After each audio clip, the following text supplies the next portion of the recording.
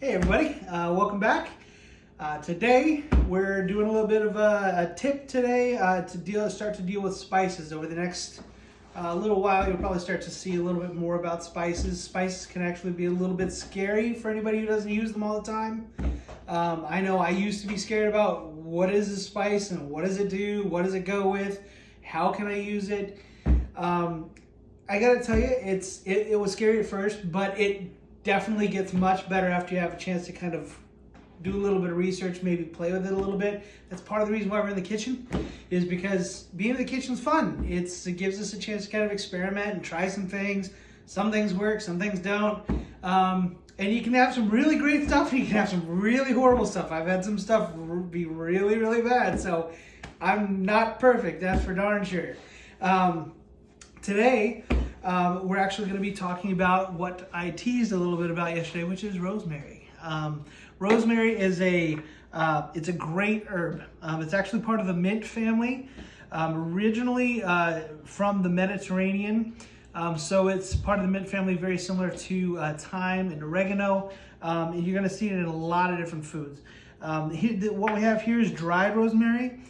Comes in a lot of different forms. Originally, obviously, it starts off as a plant, so it's going to have a nice. You can get it at your grocery store, and it's fresh, and so you can get that. I usually like to use fresh herbs whenever possible, but there are some applications where using dried rosemary is actually better. So today I've actually got pork chops on right now in which I use rosemary, and I wanted to show you a little bit about that. Here's kind of what it looks like.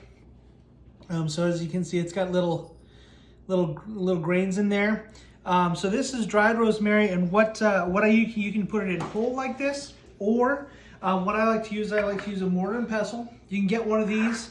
I actually just checked out on Amazon. They actually have a bunch of them that are this one's made of wood. It's very effective, but they also have them on Amazon that are made of granite. They're also made of marble. They range anywhere from $19 all the way up to like $45, $50 for really, really good ones. But they all pretty much do the same thing. What I'm going to do is I'm actually going to take this dried rosemary. I'm going to put it right in here, and I'm going to grind it up a little bit. So kind of as we're talking, I'm just going to move this around. Just got a little bit of pressure on it. Just kind of grind it up. And what this is going to do is this is going to kind of start to release those kind of aromas that you're kind of used to smelling, and you can really kind of use your nose to tell what it's going to go with.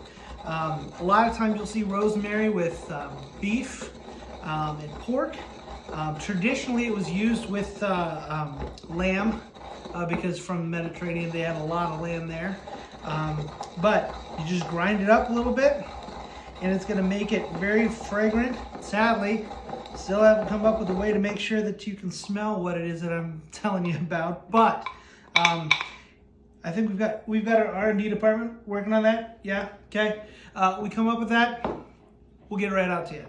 Till then, I'm just going to continue to grind this, and it's going to form a nice powder.